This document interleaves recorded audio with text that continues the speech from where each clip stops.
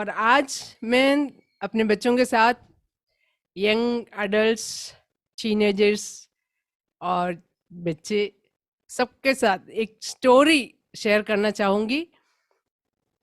हम देखते हैं स्टोरी के द्वारा परमेश्वर हमें क्या सिखाना चाहते हैं, और इस स्टोरी में से अगर बड़े भी सीख सकते हैं तो अच्छी बात है। और मैं परमेश्वर का धन्यवाद करती हूँ। परमेश्वर हमें टाइम टू टाइम कुछ कुछ बातें बताते हैं और बातों की गहराई को समझाते हैं। आइए देखते हैं, लूका की पुस्तक खोलते हैं और उसका 11वां अध्याय में देखते हैं क्या स्टोरी है। वहां पर क्या स्टोरी हम देख सकते हैं या पढ़ सकते हैं। मैं ही आज हिंदी में पढ़ूंगी।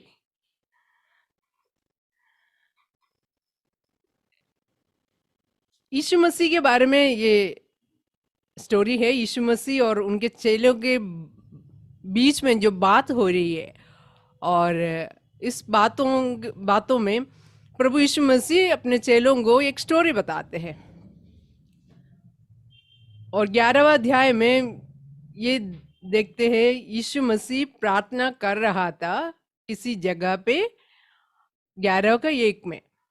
और जब वो प्रार्थना कर चुका तो उसके चेलों में से एक ने उससे कहा, हे प्रभु, कैसे प्रार्थना यूहन्ना ने अपने चेलों को प्रार्थना करना सिखाया, वैसे ही हमें भी तो सिखा दे।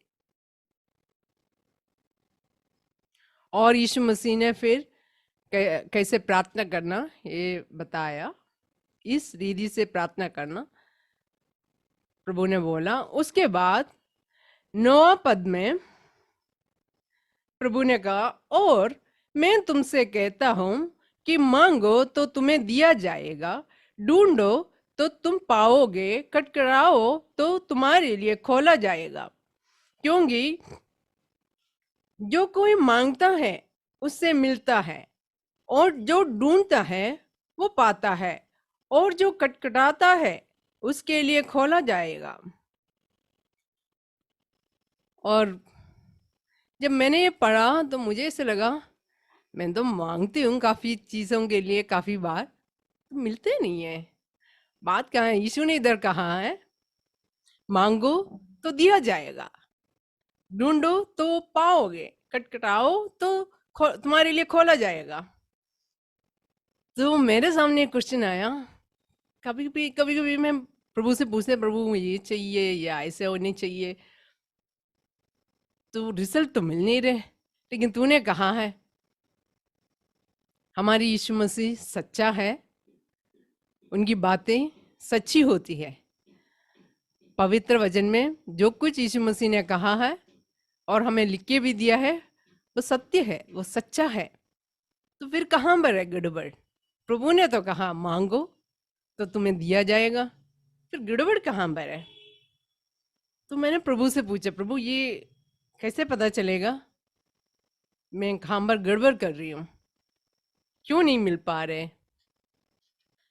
तो फिर प्रभु ने मेरा ध्यान लेके गया। उससे पहले प्रभु ने क्या बोला है अपने चेलों को, वो प्रभु एक स्टोरी बता रहे हैं। 11 का 5वां पद में एक स्टोरी बता रहे।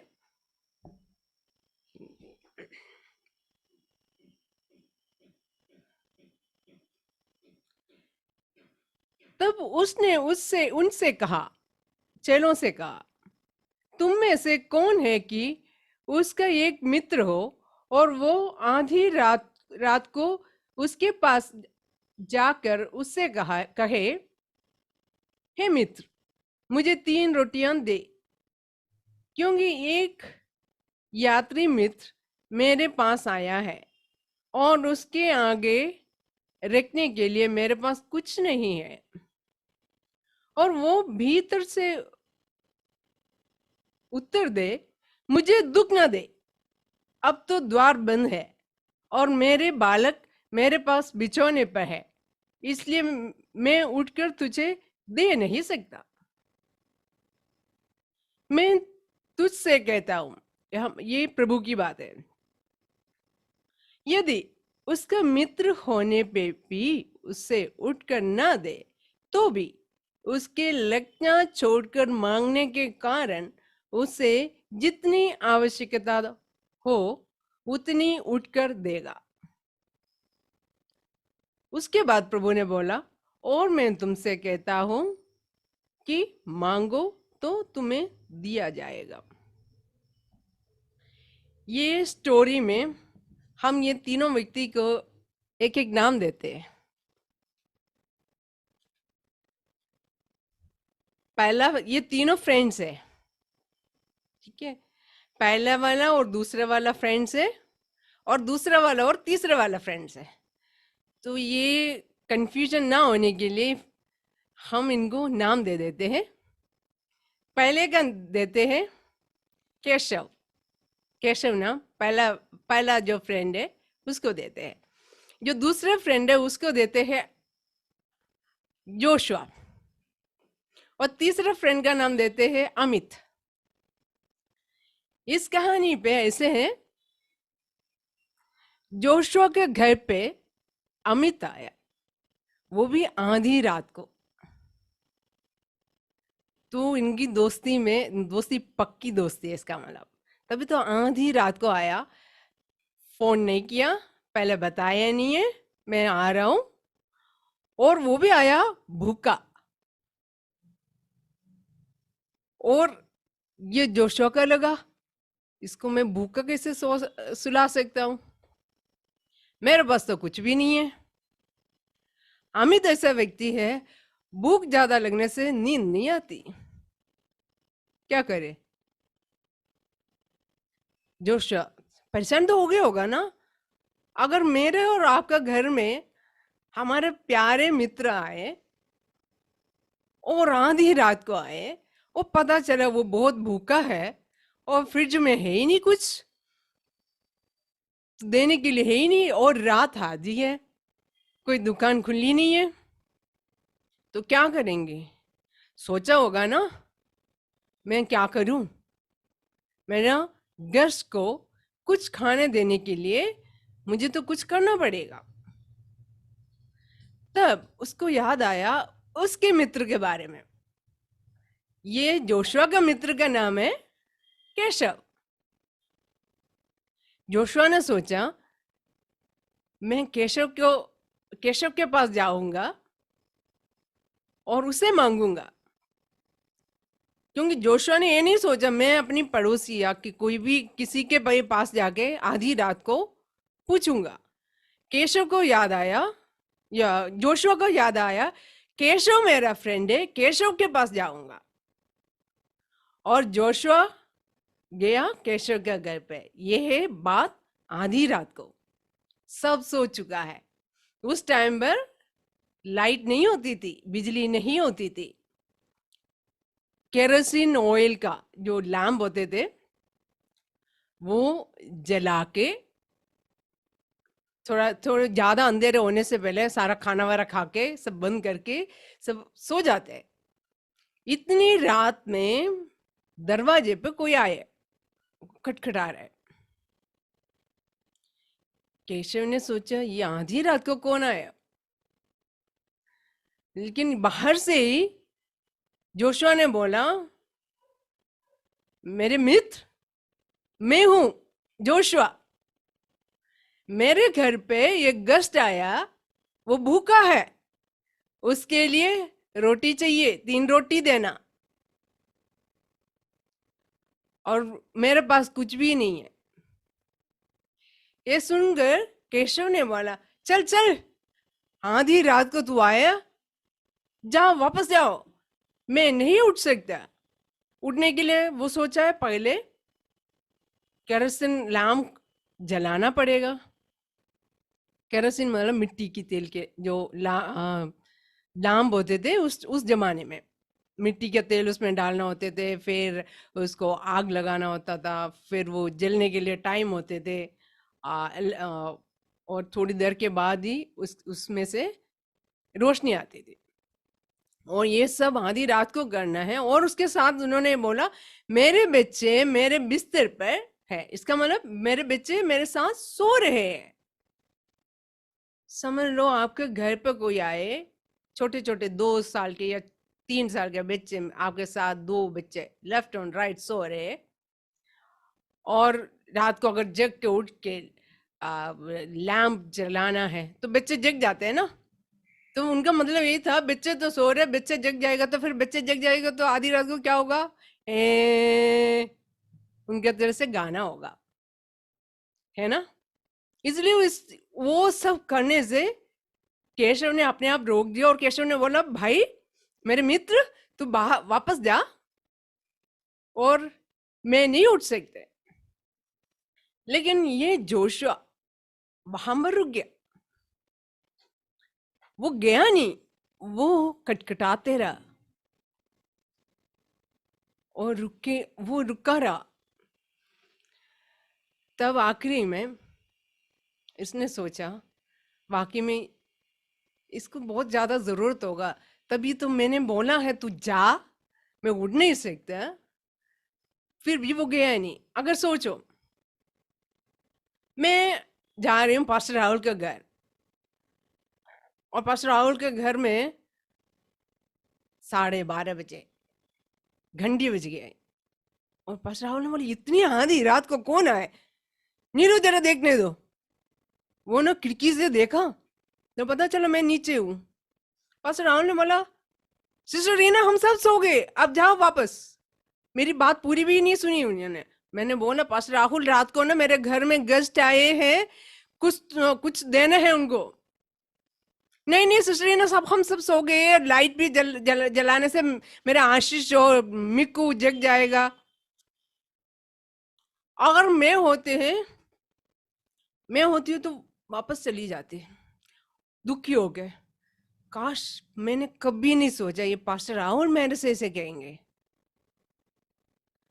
ऐसे तो मैंने कभी एक्सपेक्ट ही नहीं किया। मैंने सोचा ये मेरा फ्रेंड है, लेकिन उन्होंने ऐसे क्यों किया। मैं अगर मैं जोशुआ के स्थान में हूं तो मैं चली जाती। बट यहाँ पर इस स्टोरी में जोशुआ गया नहीं, जोशुआ तो रुके रहा, खटखटाते रहा।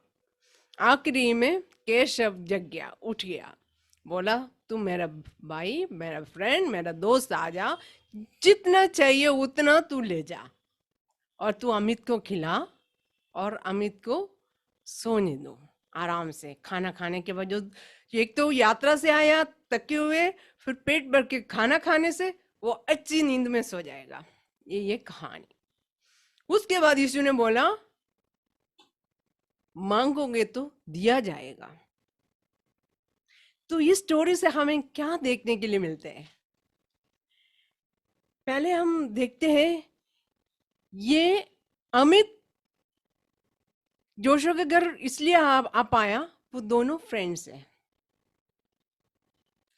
और जोशुआ केशव के घर में क्यों कटकटाया, केशव और जोशुआ फ्रेंड्स हैं,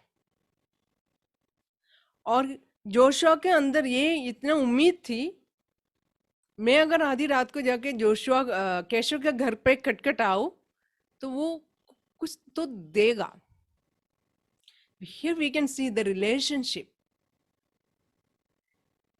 जोशुआ का और केशव का रिलेशनशिप को हम देखो, दोस्ती, हमें पता है ना दुनिया की दोस्ती कैसे होते हैं। हम सब बहुत अच्छे हैं, हम जल्दी दोस्त को बना देते हैं अपने सोच विचार के अनुसार के दोस्तों को, क्योंकि उनके साथ लंबे टाइम तक दोस्ती होती है, और उनके साथ लड़ते भी है। और मेरा डॉक्टर संदीप का शुरुआत में हम बहुत लड़ते थे, एक आधी दिन में हम लड़ते थे किसी न किसी बात पे, बट हमारी दोस्ती आज भी कायम है। तो दोस्त को कैसे बनाना हम सब जानते हैं। ये है इन दोस्तों के बीच का रिलेशनशिप। जब हम परमेश्वर से कुछ मांगते हैं तो क्या हमारे जो ये रिलेशनशिप परमेश्वर के साथ है क्या। और हमारे से अविश्वासी लोग बोलते हैं, सिस्टर नीरू मेरे बच्चे के लिए प्रार्थना करना, वो बहुत बीमार है। तो नीरू बोलती है, हाँ मैं प्रार्थना करूंगी। ऐसे है बहन, तू भी प्रार्थना कर सकते हैं, यीशु मसीह तुम्हारे भी प्रार्थना को सुनते हैं। फिर भी वो इंसिस्ट करेगी, हाँ हाँ मुझे पता है, लेकिन फिर भी आप प्रार्थना करना। क्यों वो कहते हैं हमसे? वो इसलिए कहते हैं, उनको पता है हम यीशु मसीह के हैं और यीशु मसीह हमारा प्रार्थना सुनता है। वो रिलेशनशिप है। तो हमारे जीवन में यीशु मसीह के साथ एक अच्छा रिलेशनशिप बनाना चाहिए। और उसके बाद ये स्टोरी में ऐसे है, वो बंदा वापस नहीं गया, जोशुआ जोशुआ वापस नहीं गया, उसके वो हर्ट नहीं हुआ। अरे ये केशव ने मुझे कैसे बताया, सुनते ही बोला तू वापस जा, भाई मैं उठ नहीं सकता। वो हर्ट नहीं हुआ, वो रुके रहे। ह्यूमिलिटी, अगर हम मिले तो हम इसलिए हर्ट नहीं होते। हम रुक जाते हैं। हमारे अंदर उस टाइम में गुस्सा नहीं आता है, हमारे अंदर वो विश्वास होता है, ये मेरा दोस्त है, मैं थोड़ी देर और रुकूंगा तो उठ जाएगा, थोड़ी देर और मैं खटखटा सकता हूँ। इसमें लिखा है, उनका इंग्लिश में लिखा है,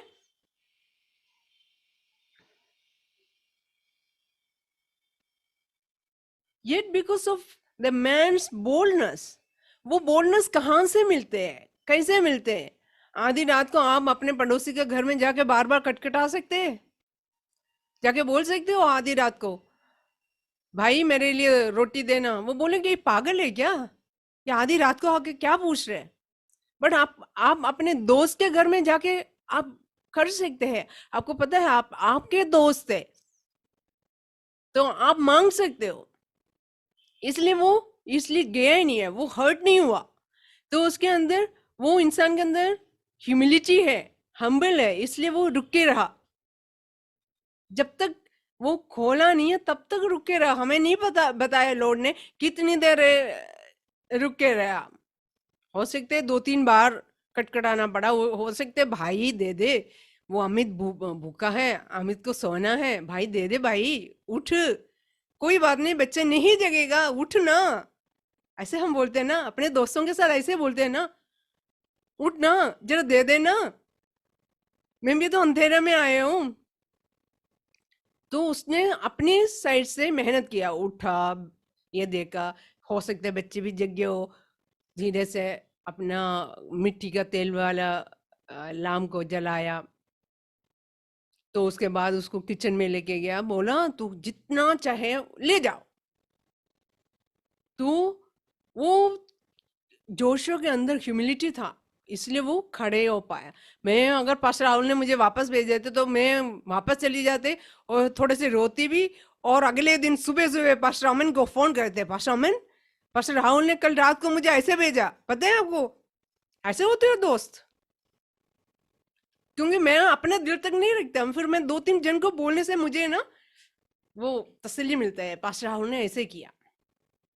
वो है इंसान, है ना, हम इंसान का, लेकिन ऐसा करना नहीं चाहिए। अगर हमारा प्यारा दोस्त है तो ऐसे हम नहीं करेंगे, हमारे अंदर वो ह्यूमिलिटी आएगा। हम ये सोचेंगे नहीं पास्टर राहुल जग जाएगा, कोई बात नहीं, पास्टर राहुल हो तो वो तो जग जाएगा, मैं थोड़ी देर और रुकूंगा, खटखटाते रहेगा, थोड़ा बात नहीं, कोई दिक्कत हो गई तो कोई बात नहीं है।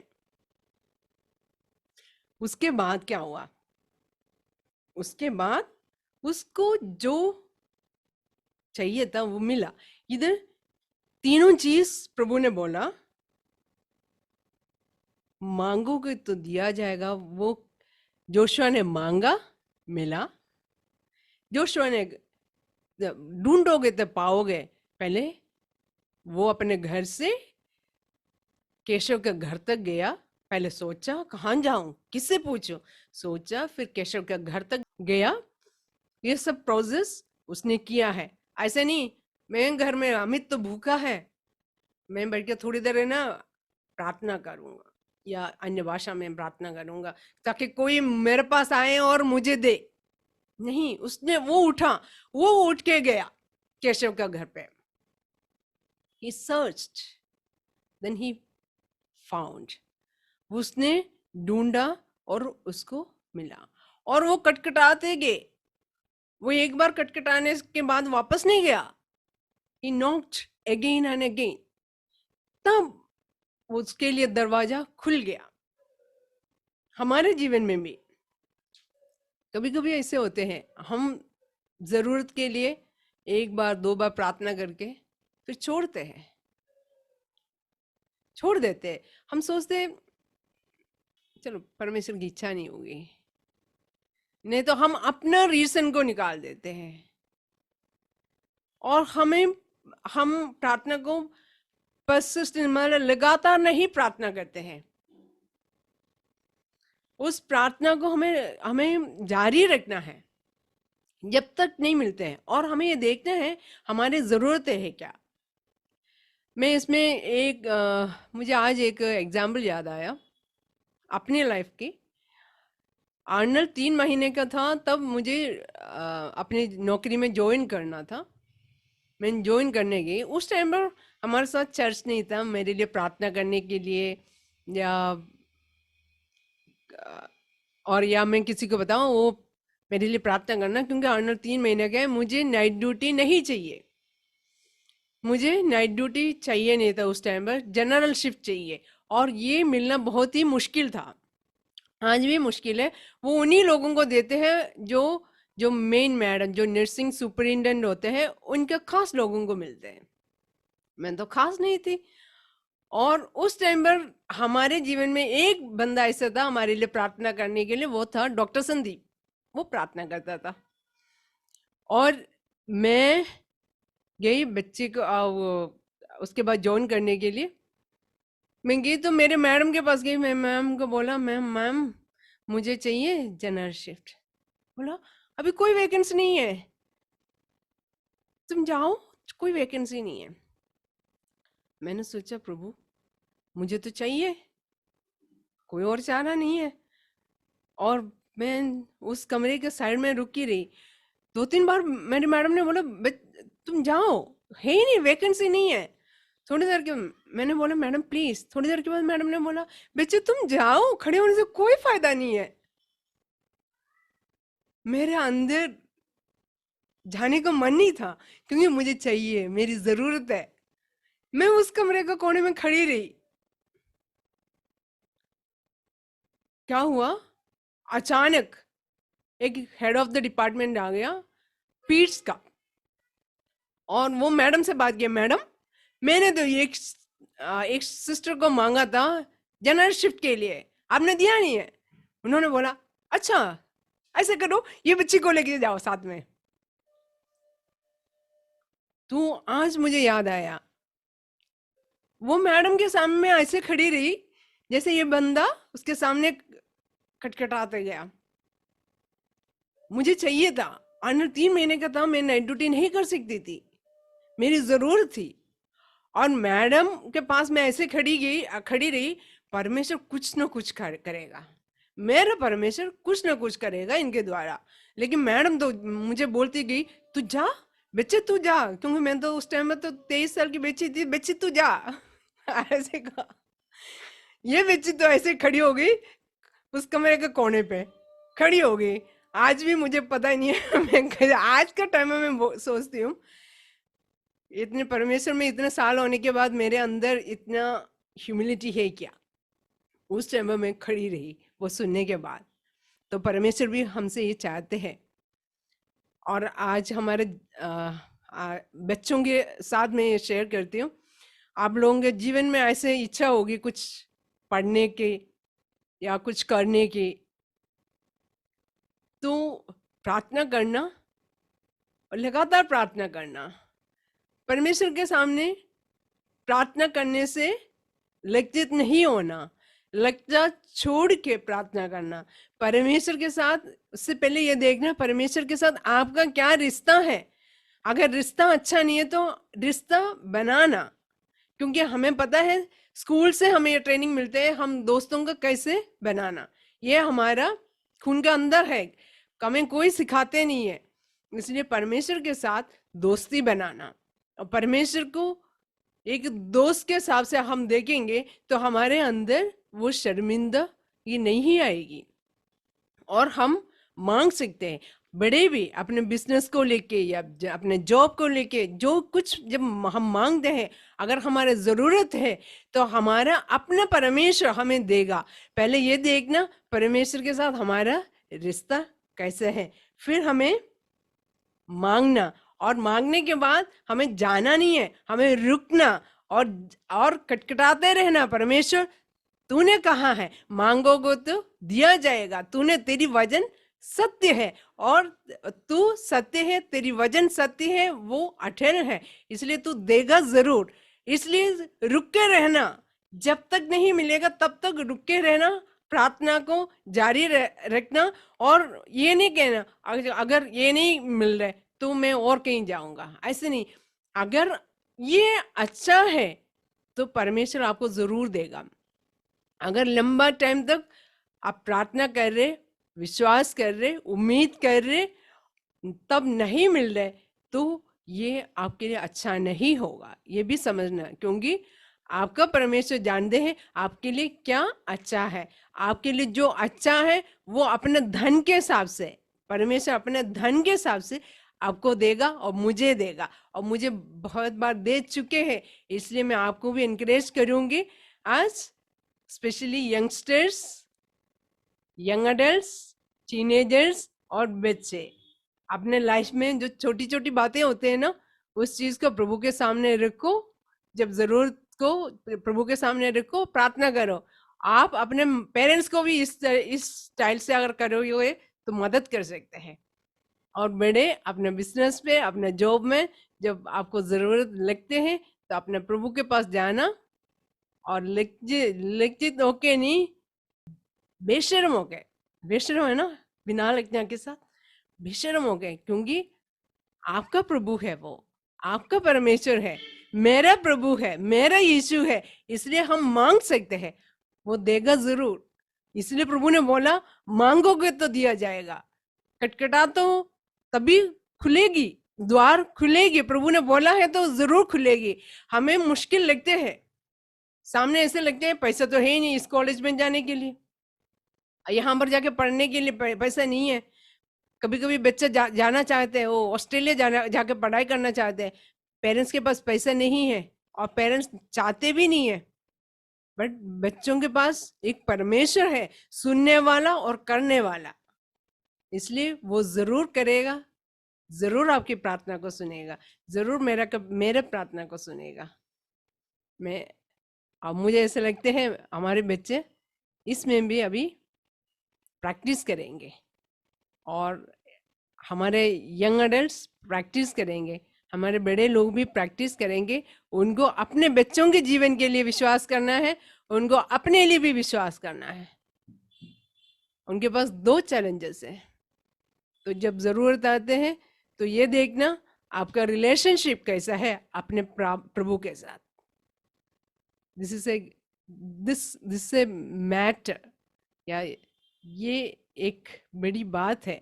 हमारे प्रभु के साथ हमारा रिलेशनशिप कैसा है, तभी हम बैठ पूछ सकते हैं, मांग सकते हैं, खटखटा सकते हैं।